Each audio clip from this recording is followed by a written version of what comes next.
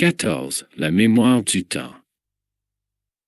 Selon la conscience qui domine sur un monde, il est souvent perceptible que le temps est une fluctuation d'un espace qui vous permet de vivre une expérience. Cette dernière phrase est sans doute pour vous un peu complexe, mais simplifions un peu. Si vous avez l'habitude de vivre dans un monde où le temps est relativement stable, c'est parce que les consciences l'ont décidé ainsi. Votre unité de temps est celle de votre genre. Le temps ne s'écoule pas de la même manière pour une plante que pour un être humain. Pour pouvoir vivre l'expérience d'une existence, vous avez besoin de projeter depuis votre conscience supérieure la somme de vos croyances sur une sorte de mur de projection que vous appelez existence.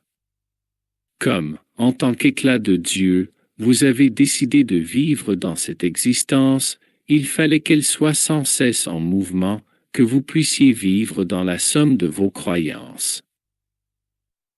Dès lors, quoi de mieux que de dérouler vos croyances projetées dans un monde comme un film, image par image. C'est alors le temps qui vous donne l'illusion du mouvement dans l'énergie et dans un espace projeté.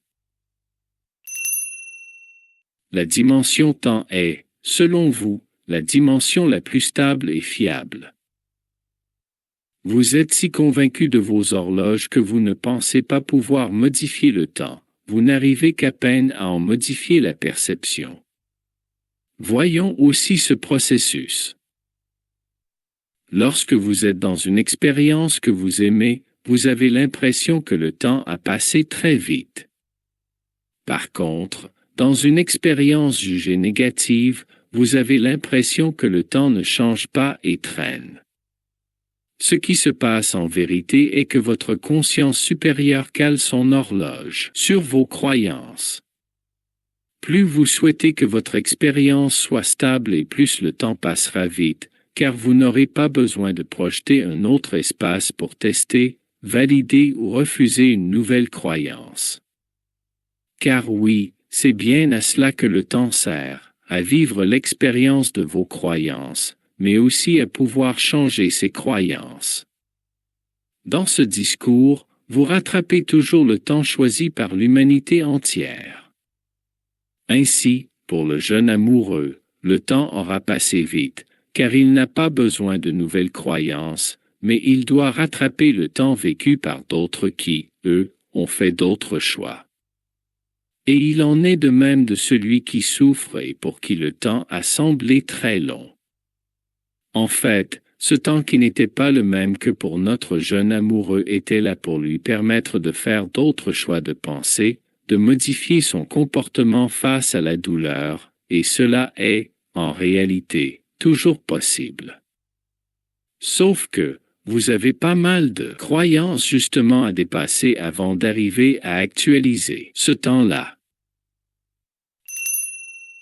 Ce processus inconscient de la vie est connu sur Terre 2. Il y est su que le temps ne fait que dérouler des schémas de croyances. Il est connu aussi que ces schémas sont actualisés chaque nuit par une sorte de débriefing de la journée avec les guides. Alors, pour certains, ce débriefing a lieu en méditation avec leur guide spirituel de jour ou, la nuit, en voyage astral, c'est-à-dire lorsqu'ils sortent de leur corps physique pour faire un voyage dans une autre dimension. Cela se fait dans une sorte d'inconscience, sans vraiment savoir comment le processus s'effectue. Il faut avouer que cette inconscience est le cas général des consciences incarnées sur votre plan actuel. Pour passer de l'un de ces niveaux de compréhension à l'autre niveau de compréhension, le processus de libération passe par le fait pour les consciences d'avoir accès aux annales akashiques ou mémoire du temps. Dans une autre dimension, il existe une sorte d'enregistrement de vos existences. Non seulement cet enregistrement contient vos choix, mais il comporte aussi les conséquences de chacun de vos choix, et même des versions alternatives de votre existence si vous aviez ou faisiez d'autres choix. Cet enregistrement est vivant et semble tout aussi réel que votre réalité, car, en fait, vous êtes en train de dérouler votre propre annale akashique dans cet instant, vous avez l'impression de vivre en direct les événements, mais vous êtes en train de regarder de l'intérieur une projection de vos choix. Quand on comprend bien cela au plus profond de son être, on peut non seulement travailler la vision en conscience d'autres versions de sa propre existence, mais on peut aussi aller jeter un œil aux annales akashiques de n'importe quelle conscience ayant vécu sur le même plan de temps que le vôtre, c'est-à-dire pour vous, ayant vécu sur la planète. Le vide comprend cette mémoire du temps de manière holographique.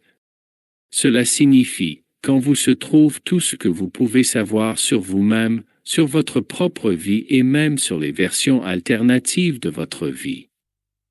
Les plus grands méditants de Terre 2 arrivent assez facilement à surfer d'une version de leur existence à une autre, et cela est comme passer d'un monde où vous êtes charpentier à un autre monde où vous êtes chef d'entreprise en quelques instants. Cela vous paraît difficile à croire. Mais lorsque l'on comprend la structure du temps comme celle d'une bobine de film, vous pouvez non seulement choisir un autre passage de la bobine et la projeter, mais vous pouvez carrément choisir un autre film. Ce chapitre est sans aucun doute consacré à vos savants qui s'arracheront un peu les cheveux au début de sa lecture. Nous leur laissons ici quelques clés. La vitesse du temps n'est pas linéaire, la masse et la conscience en activité peuvent en modifier la structure. L'espace est multiple et chaque expérience humaine est vécue sur une membrane de temps très très fine qui en réalité se comporte comme une ramette de papier où chaque feuille décrit un déroulement. Pour voyager dans le temps et l'espace, le plus simple est de rechercher les points communs entre toutes les versions du temps. Vous avez appelé ces points communs trous de verre, mais ils sont en fait le passage d'une feuille à l'autre. Les consciences humaines possèdent une sorte de vaisseau personnel énergétique capable de voyager sur cette trame. Pensez à ceci, vous le faites déjà. Sur Terre 2, la mémoire du temps est comprise comme une sorte de bibliothèque temporelle avant tout. Ici, celui qui veut revivre l'histoire de Napoléon a juste à incorporer la trame du temps de Napoléon, il peut alors revivre en accéléré chaque étape de l'existence de ce personnage. Cela ne sera vu par lui que comme un rêve temporaire, tout comme votre existence actuelle sera vue comme un rêve temporaire quand vous aurez traversé la trame illusoire de l'expérience que vous vivez maintenant. Cessez de penser le temps comme linéaire vous ouvrira les portes d'une conscience capable de tout un tas de nouvelles expériences.